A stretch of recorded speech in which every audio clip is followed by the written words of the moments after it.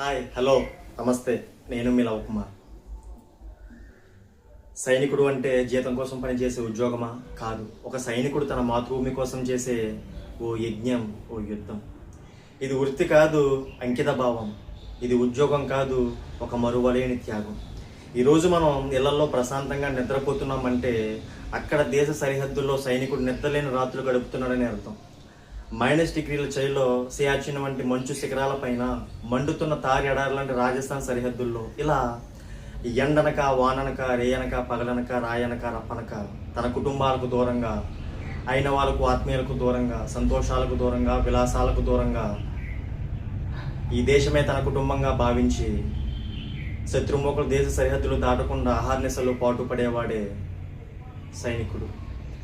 మనకు సెలవు కావాలంటే క్యాలెండర్ వైపు చూస్తాం, కానీ సైనికుడికి సెలవు కావాలంటే బోర్డర్ దగ్గర పరిస్థితి చూస్తాడు.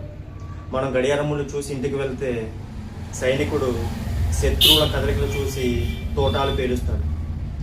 తోట తన గుండెకు తగిలిన, తన రక్తంతో నేల తడిచిన, శత్రువులు చుట్టుముట్టి తోటాల వర్షం కురిపిస్తున్న ఈ దేశం కోసం, ఈ దేశ ప్రజల కోసం తన చివరి రక్తపు బొట్టు వరకు పోరాడే నిజమైన యోధుడే సైనికుడు. అంటే తన నేల కొరిగిపోతున్న చిరునవ్వుతో భారత్ మాతాకి జై అంటూ ఈ దేశం కోసం తన ప్రాణాలను తృణప్రాయంగా అర్పించే త్యాగశీలి సైనికుడు.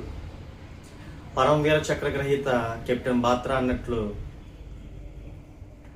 నేను తప్పకుండా వస్తాను, నా జాతీయ జెండాను ఎగరవేసినా వస్తాను, లేదా నా జాతీయ జెండాను చుట్టబడినా వస్తాను, కానీ నేను రావడం ఖాయం.